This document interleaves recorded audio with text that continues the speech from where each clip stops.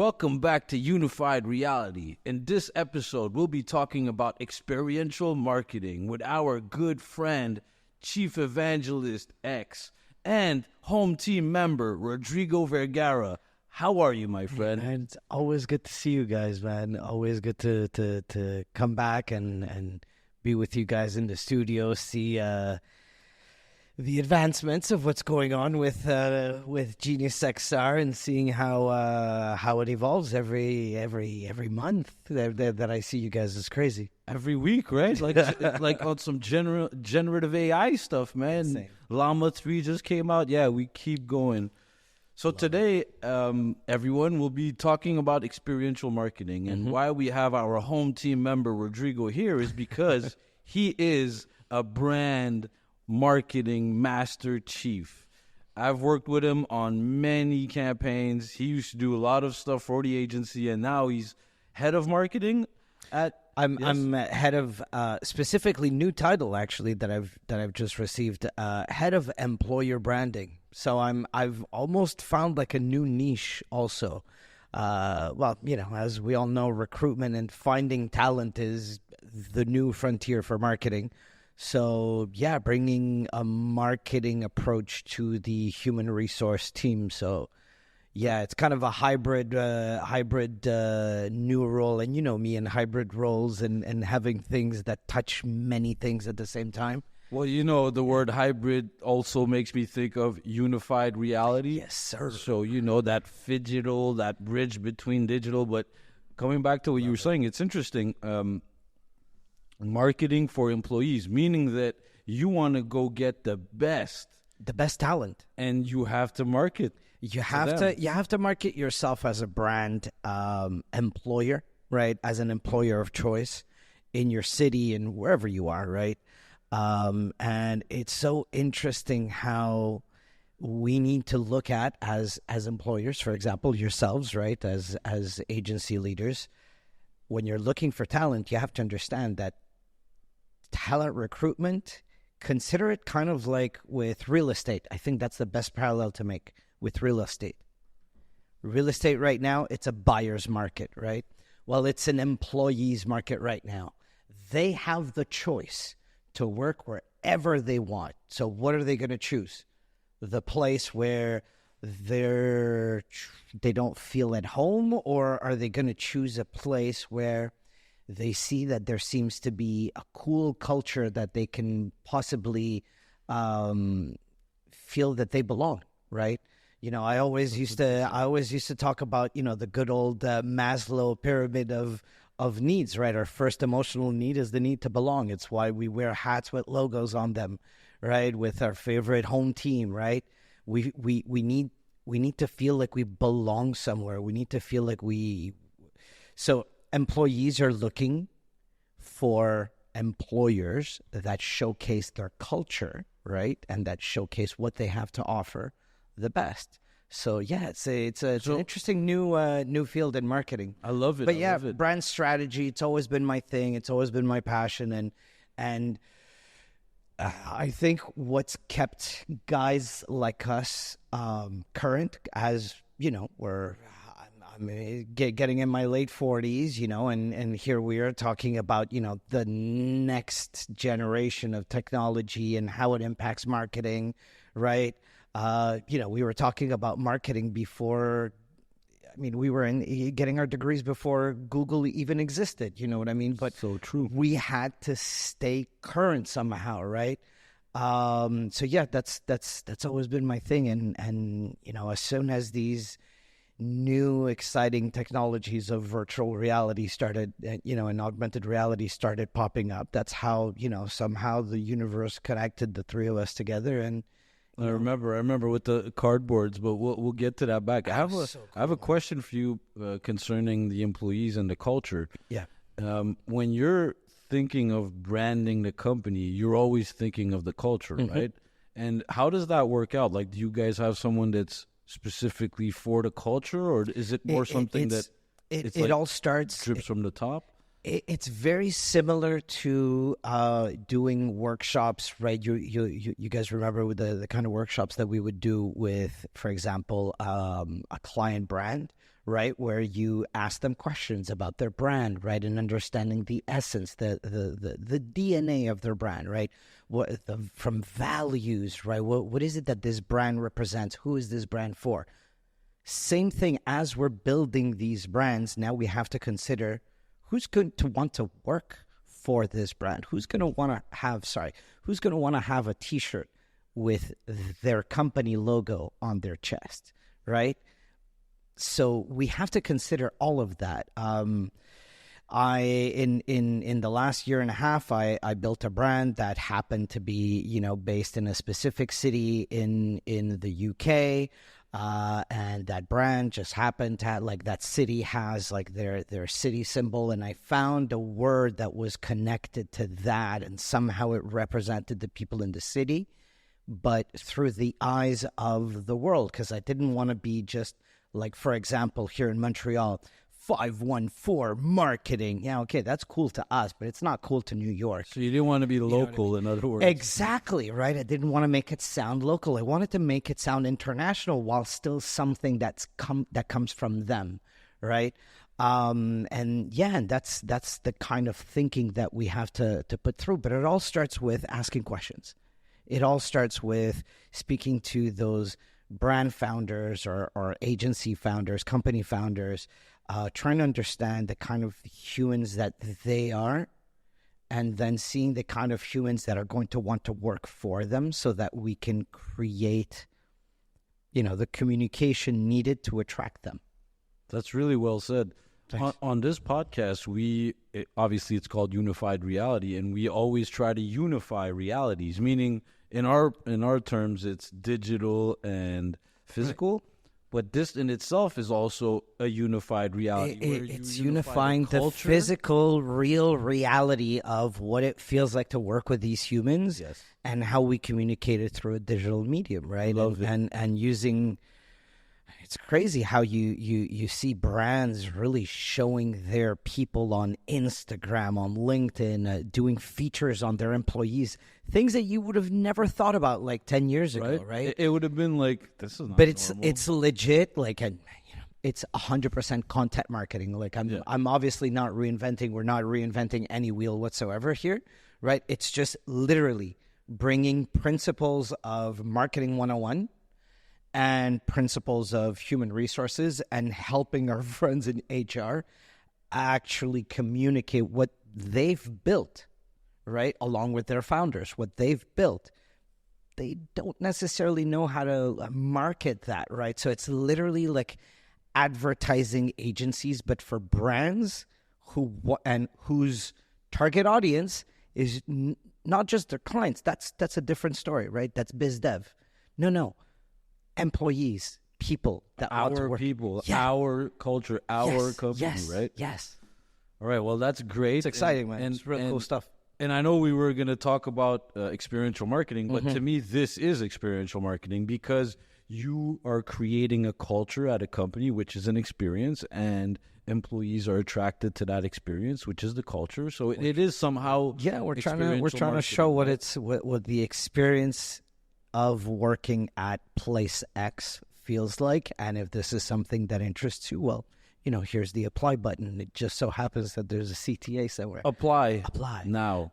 Join us, right? Join us. The waiting list is waiting for you. Yeah, hopefully you've got better than apply now as a CTA in 2024. But even that, just the fact. Sorry if I get excited. Even just the fact that we no longer consider apply now as an attractive CTA, right? Just evolution, man, constant evolution of everything. But it all comes down to brand. And as you're saying, let's talk experiential. Yes. So in today's episode, which is entitled "Beyond the Buzz: Unlocking the Power of Experiential Marketing." All right, so let's deep dive into it and let's see what's up. As you guys know, I am Azad Abbasi, CEO of Genius XR and founder of Uverse. We have along us Mr. Rich Destiny in the back, yes, also CTO of Genius XR and founder of Uverse as well. And I have my good friend here today, Rodrigo. All right, let's jump into it. So when I say experiential marketing, What is your definition of experiential marketing? I mean, I think it's a term that's become so broad and oversaid that the general population, like I know that we probably have, marketing professionals listening today, but I think that this is a term that the general population has heard at this point. So I don't think I need to bore anyone with the Harvard Business Review definition of experiential marketing. You can look that up. You can Google it. Essentially, it's the concept of try it to buy it, right? It's the concept of some kid in a suitcase store, jumping on the suitcase to prove that it's that it's built that tough because it's a Samsonite, right? So the person buys that suitcase. Right? Are you making fun of me? Because my dad used to have a luggage store, and I used to jump on the suitcases. Yeah, I'm not even joking. That was experiential marketing. Samsonite, you owe me royalties. But that's experiential marketing in its essence, right? Like it's in the try retail. It before you buy it, right? Yeah. So this is something that you used to see a lot more in the retail space. You can sell cars, right? But when you sit down on the car, when you turn and you hear that, or you don't because you're in an electric car, that's what you want. You don't want to hear it, right? Experiencing that is experiential, right? So then there's, throughout history, the history of advertising, there's been, phenomenal examples of that, like the blind taste test, right? A good classic. Oh my God. The blind taste test, right? Is it Coke or Pepsi, right? It's Pepsi. And then those could be recorded as content that then became campaigns, right? So experiential marketing campaigns that you do on the ground with actual human beings could then be recorded, shown as television ads at the time, right? And then, of course, everything has evolved. They used to manage field marketing teams. I remember been there, done that. The hockey stuff. We worked on a few of them together. That was all Tennis experiential. Canada and all that stuff. One of the fun things that we used to do, it was a hockey themed NHL tour that I was on, and with Dodge. Shout out to Dodge Caravans. The experience that agency created for this tour would be that we would get hockey dads, right, and their kids, right, and we would put two hockey dads with their kid, and the thing was they had to run through the caravan and dress the kid up in a hockey goalie equipment. If you know what a hockey goalie looks like with all that equipment, that's a lot of equipment to put on, right? So it was fun. It was engaging. It's, people have a good time and they have a positive memory and a positive experience attached to this brand now, right? And This is how we communicate brand, because at the essence of all of this, right, what is the purpose of anything that you do, any budget that you spend, if it's not to communicate what your brand is, who it's for, and why you should buy, right? If you're not communicating that, you're wasting your money. Yeah, so as I understand, experiential for me, and I think for all of us here, means engagement, right? So you properly explained it, creating that memory where you could then have the emotion towards the brand. And this brand could definitely make you feel emotions, right? Because like you said, if you go somewhere, you're a dad, you have to find the goalie stuff, and CCM's logo is kind of there, right? All over the place. It's kind of imprinted there, and you're going to buy it. Whether, you like the brand or not. But the fun part about the Dodge Caravan was to showcase the stowaway seats, right? Oh, yeah, I remember. You could put the seats down, right, and then pop them back up, right? So you had to put them down so that you could, anyways. And long story short, us pitching the agency for VR and AR and different types of experientials. I think out of all the pitches we did, the first one that we actually got was when we went to Startup Fest, and you and me were just busy, and then Richard comes with someone, and he's like, I think this person wants to buy something out of nowhere. It's like someone talk to this person. Yeah. Which, you know what? To all young or starting entrepreneurs, starting agency founders, brand founders, product founders out there, hopefully you surround yourselves with a great team and great teammates around you, so that when a situation happens, if some people are just not the talkers, some people are the talkers, as you can see right now, right? I do a lot of talking. Some people, that's not their strength, right? Shout out to a CTO being humble enough to understand that I know that I've got a prospect here. I'm not a sales guy. Let's go get the bald guy. He's good at talking for 5 hours. He's going to charm the pants off of this person and get the sale. And we did. And that's the power of team, right? So, yeah, just wanted to, little shout out. Yeah, shout out to Desjardins, even to my boy Ova. I remember when we went there, the guy was like, we work with Ova VR. And I was like, I don't know them, but I've heard of them, and they're my boys. I was just talking to Azad, I think 2 days ago. Such a cool dude. Such a great so, product also that they've built and that 3D simulations. We're going to have him on soon, so we'll get to talk about all that. Amazing. So just to recap on experiential marketing. So the core elements that we know are basically creating an experience where you're creating emotions, where there's engagement and emotions toward the brand. It's brand communication. Right. It all comes down to brand communication. You're trying to communicate what your brand is and create, like you said, this is where you start creating that emotional bond, right? So where you're taking them to, marketing 101, the funnel from brand awareness, and you bring them down to trying and, starting to engage with the product until they can hopefully become, a brand ambassador.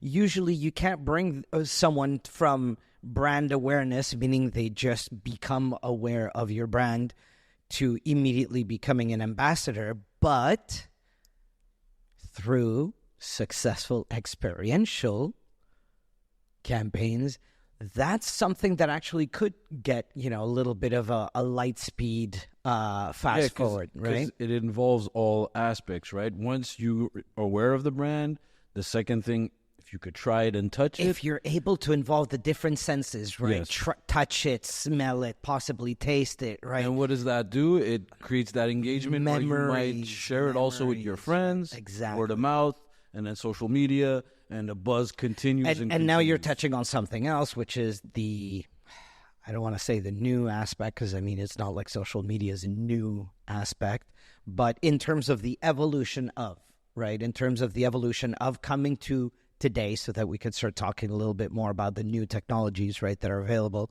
was the advent of these, super powered computers that we happen to carry in our hands and in our pockets that give us access to the world, right? Where now, like I was saying earlier, the sense of belonging can be increased by you creating your own content about this experience that you're having with the brand and sharing it, right? Where now you are becoming an ambassador of the product. Yes. Right? So we're getting you to that part of the funnel faster through these experiences. Yes, totally. I totally agree. And I'd like to take it even further to say that we're at a point now in unified reality. Yes. What we're seeing and what we know is going to happen is that, yes, what you just described, content, and you become a brand ambassador just by creating content for the brand, right? Even if it's not directly and you're not getting paid, just by posting something. But now, when I say experiential, I want it to be more than just you're part of our campaign. I want you to, like you said, try it and touch it. But bringing both of the worlds in a better place. What do I mean by that? Meaning that the digital content that's there available and the real life that's also there. Let's just say an example is there's a Nike, page on YouTube or on IG, and you follow the Nike page. Nike tells you, hashtag your shoes, you might win a contest. I'm interested. That's really cool, but I'm always interested. I already made the hashtag. It's already there. Shout out to Nike. But now let's say, how do we take that further? Well, further would be, what if we were to create a campaign where you're invited to an event? At the event, there's Nike designers. You get to meet them. You get to design a shoe with them. And eventually that shoe maybe is available for you in a digital format where you could create content with it. So now we went from digital to real, back to digital, and back to real, because you're eventually going to buy the real shoe. Right. And we see this a lot. So that's the shift that I'm seeing and that I want to talk about with you a little bit. You know what? But before we go to the future, I don't want to... No, because I want to share possibly the best example. Go ahead. In a big scale of exactly That's what I was going to ask you. Go ahead.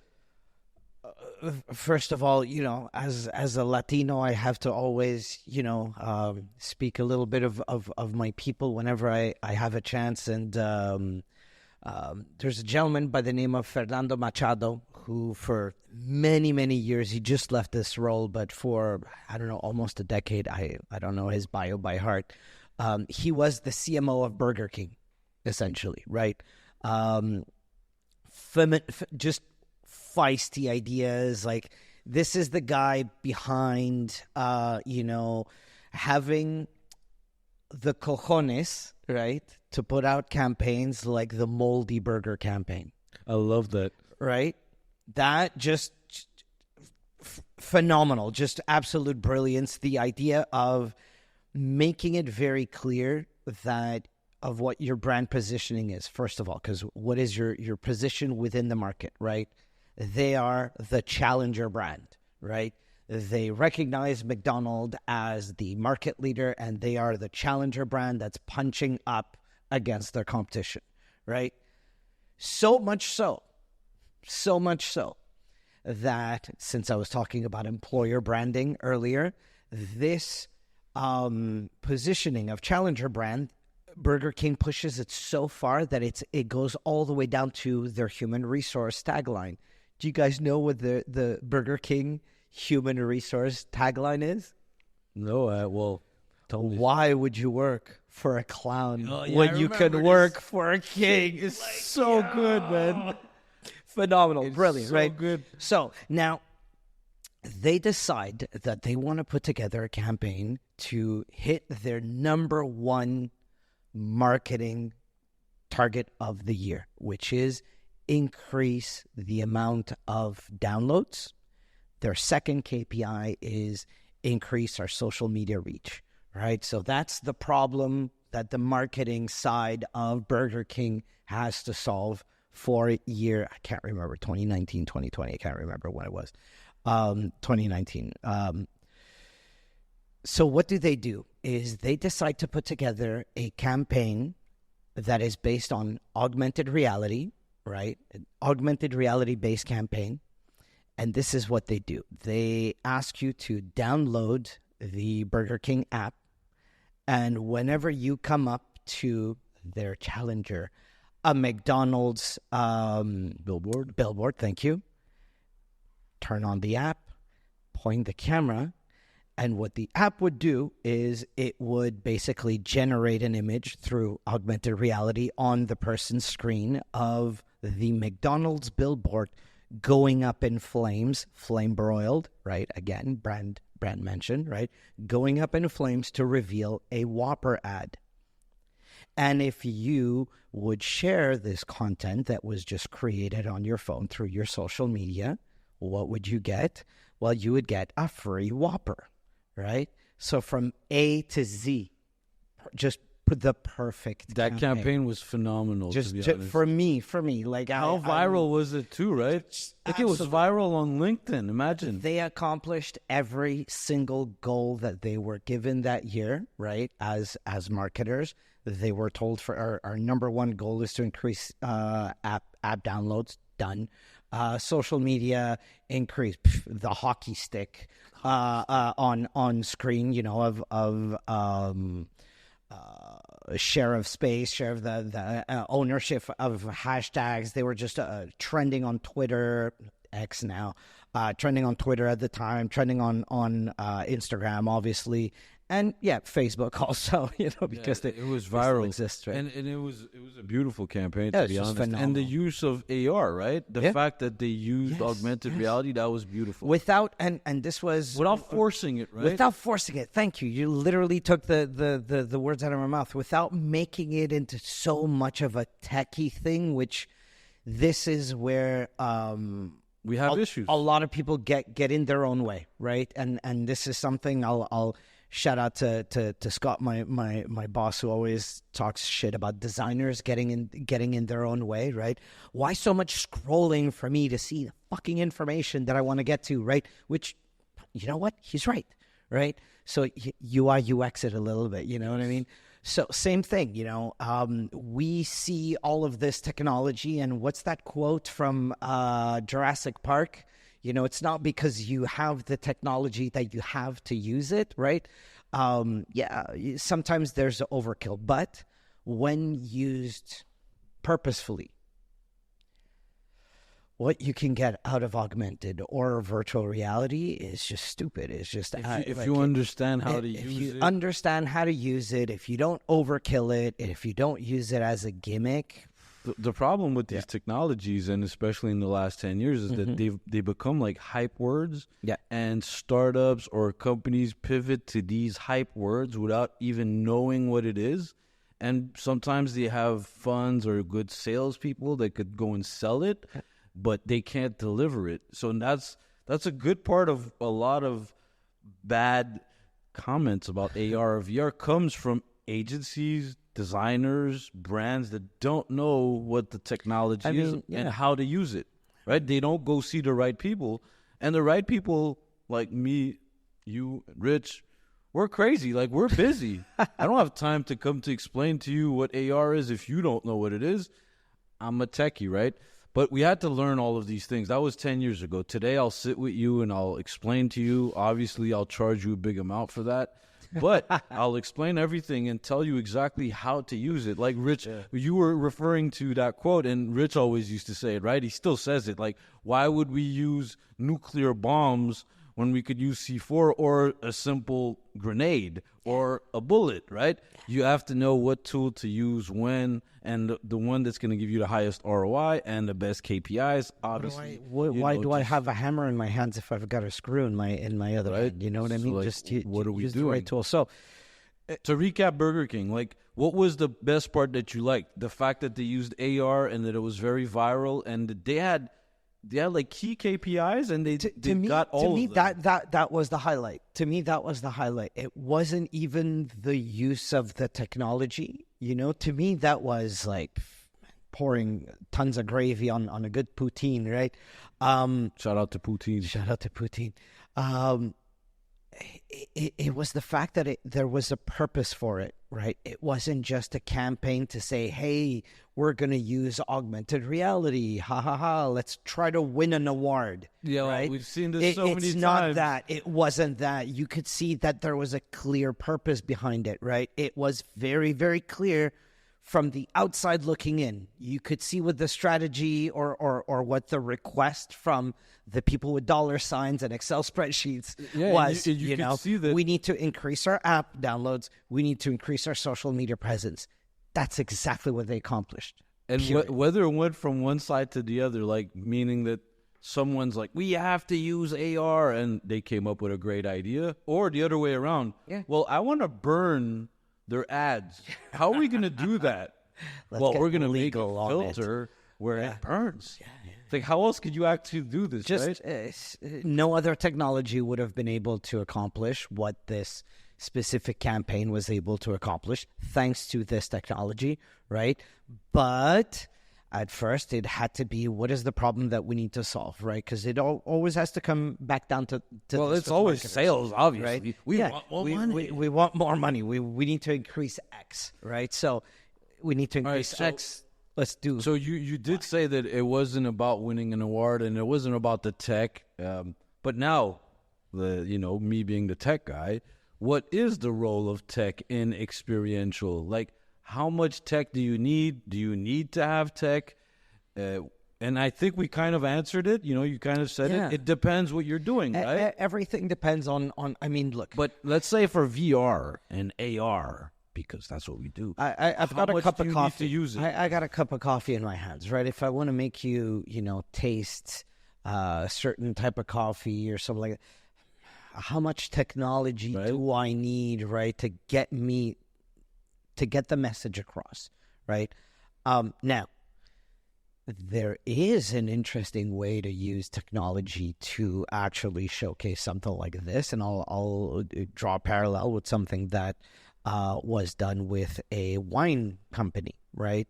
Where, virtual reality experience, right? That was recorded in 360 degrees, right? Where you have basically a visit with the sommelier showing you the different types of fertile grounds that we're using. And while the person has that in their headset, you make them smell, the earth from the region of, I don't know, Tuscany, you know what I mean? Just to say, actually, what was the region, Richard? Was it Maybe possibly? you could tell us? Yeah, I can't remember what that was, right? But the idea was make them feel like you are transporting them to the origin of where this product comes from, right? So you could feel that you have been transported into another place. Now, that's why you use technology, right? All the words that I just used right now, right, in my little storytelling mode, marketing storytelling guy, right, mode that I just got in, those are all the keywords of why you use the technology, because these technologies allow you to transport your audience, to transport the user, to transport the visitor, the person who's living this physical, real-life experience through technology, whether it's phone, headset. You can take them away from where they are right now into a different world where they can live your product. In other words, you can make them feel something different that they've never felt before. And that emotion is going to be attached to the brand forever, or the experience, right? Forever. And so in this case, what we had done was the wine was made in France, so it was a drone visit in VR and all that stuff, and then they would taste it. You just brought me back to 5-6 years ago. Just a couple of just good use cases of how these technologies can work. Another great experiential campaign using VR that we put together, if you remember, with the new super hospital being built here in Montreal. So new super hospital being built. It's in construction. The mayor is just doing, the cutting of the ribbon stuff, and we're going to be able to, open in 6 months, and that's when 6 months before opening the hospital, we get a call from, the administrator saying we will not have enough nurses, to as a workforce for this hospital. So we're having a little bit of a panic. We need to have a very, very strong recruitment campaign at this convention, basically, where all of the newly graduated nurses are essentially looking for work, right? So it's every single job opportunity in the province of Quebec is at this place. So you're fighting against every possible employer in the same roof. It doesn't really get any more aggressive in terms of recruiting than that situation. And everybody has a 10 by 10 booth with a banner, and everyone's fighting for the exact same thing, the talent, right? Like I was saying earlier, the talent that's in the room, right? And they all have their little nurses are so stressed out, so let's give them the little squishy because it's branded with my thing and pamphlets and this and just that. Reminded me that I was stressed. Exactly. And this hospital, because it wasn't open yet, couldn't, you couldn't visit it. You couldn't actually, and it was a super hospital, crazy big. Just to do the full tour is about 3 hours. 3 hours, all the new technology, all the latest things. It was literally when it was going to open its doors, it was going to be, it was at the time, because now there's a new one that's opened, the most technologically advanced hospital in Canada. So all that being said, somewhere where you think, hey, I might want to work there or not.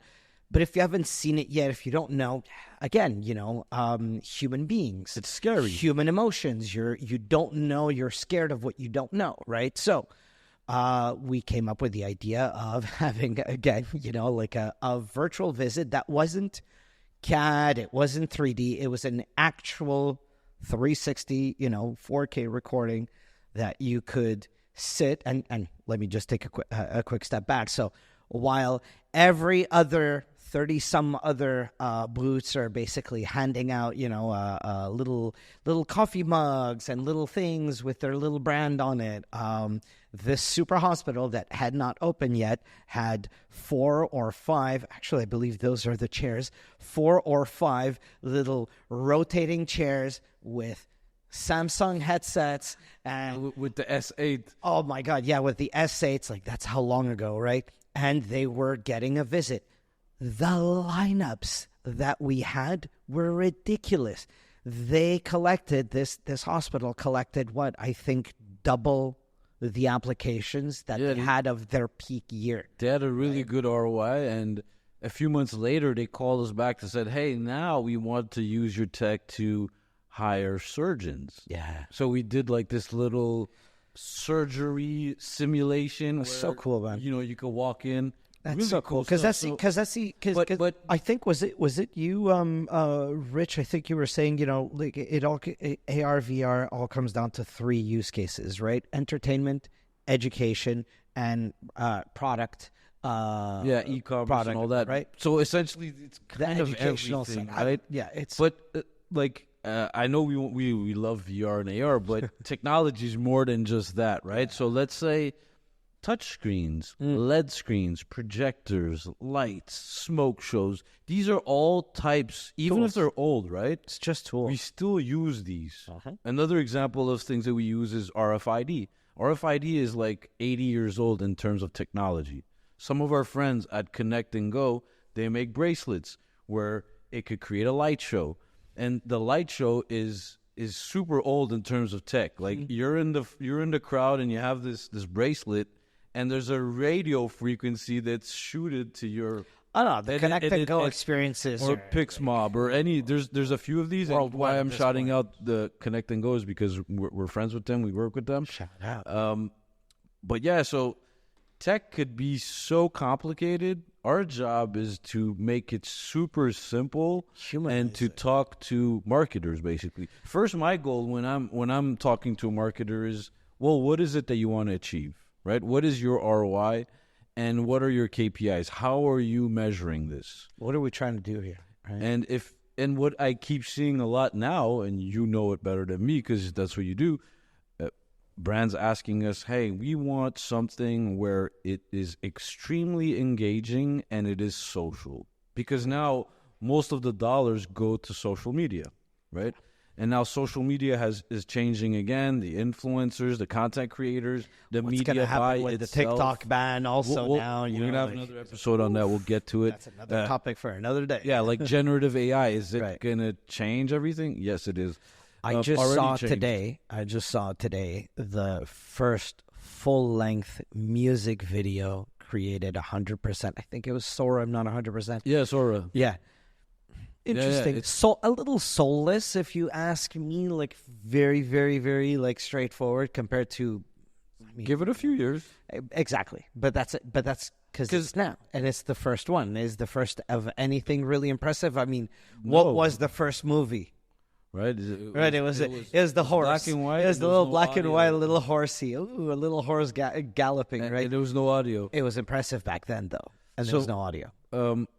So just recapping on the tech, meaning that basically it's not, you don't need to bombard your crowd with tech, but if we come back to what's being really asked from us, from our agencies and brands, is how can we create engagement at an event, right? And that's what we call experiential. So I'll give you a super simple example of something that we're working on right now, and you're also part of it. So, and I know you gave us some ideas.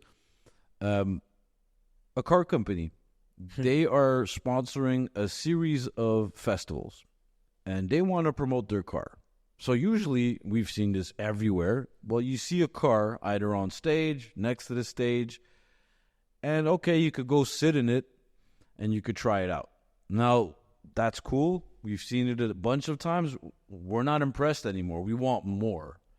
So this new campaign that we're doing with a brand it's a nice brand, and the campaign is really cool. It's basically what we do is we put you in the creator's seat.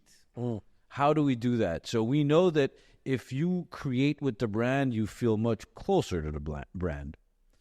So example, what we do is we have the car and we have a touch screen. See, a touchscreen is not new. It's old. It's stuff that everybody's seen. But in this instance, we have the car, the touchscreen. What do you do on the touchscreen? You create your version of the car. Mm-hmm. And the version of the car is from the designs of the event. So let's say you're at the Jazz Fest. Right. And there's a car. Now you want to design your car. Well, it's going to have a jazz theme because you're at the Jazz Fest. And then what do? You go into this little booth where we have a bunch of cameras and it takes pictures of you. And then it creates a cartoon avatar of you and places you in the car. And AI creates a 30-second video. And then you get this video and you share it. So now you saw the car. You created your version of the car. Then you went into this 3D scanner and got your mind blown because you're like, what is all this? And then you get this video that you could share, right? So this is a very simple example of something. And what's interesting about what you just talked about, there's nothing new. Right? There's nothing new. It's just using newer, edgier technologies. Or you said it before, UI, UX, right? It's just UI, UXing. It's just a new UI, UX. But really, it's just, okay, so every time there's a little advancement in technology, how can I take advantage of that to do things that, again, you don't always have to invent the wheel. The wheel exists already, right? Every year, every wheel manufacturer somehow creates a new wheel and puts it out there, right? More. So, look, so at the end of the day, marketing is marketing. Advertising is advertising. We're not necessarily creating the wheel. So, it's just, again, I'll just come to using the right tech at the right time, right? Yeah. So, there is not a single step in the process that the user is going to live within that experience that you've created for this car manufacturer that gets in the way of the user being directly involved, directly engaged, which hits your number one KPI, right? Directly engaged with the brand because they're creating it. It doesn't get, you literally have your hands in it. You know what I mean? Like you're baking that cake. You know what I mean? Like it's yours. And then it's yours, and that's that. It feels unique. Yeah, it's yours. It's yours. You're part of the creative energy. No one's gonna share an ad. You know what I mean? Who does that, right? Okay, me, because I'm a nerd. Yeah. We're marketing. We right? love those things, like the layperson is not going to share an ad, but they will if they're in it. Yes, if they're part of it. So that's all. That's all it is that you did differently. It's basically that photo in the splash park. You know what I mean? That's exactly what right? I was going to say. But it's just the 2024 version, thanks to AI, right? By using the right tools at the right time. That's all. If there's one message today that I can share with my fellow marketers, right tool, right time. Use it intelligently. Yes. Use it purposefully. Don't get in the way of me, the user, the client, your audience from drinking their coffee. Yeah, we love coffee. Add to it a little bit if you can, but don't get in the way, right? There's a difference between adding to the experience and literally getting in the way. Remember when we used to say, like, is that website user-friendly? So make it user-friendly, right? Meaning that the UX, the user experience, needs to be very well thought of, and because that's what you're offering to your future clients. Now, I want to recap this show. I know we talked a lot, and we could go for on and on and on. Hours.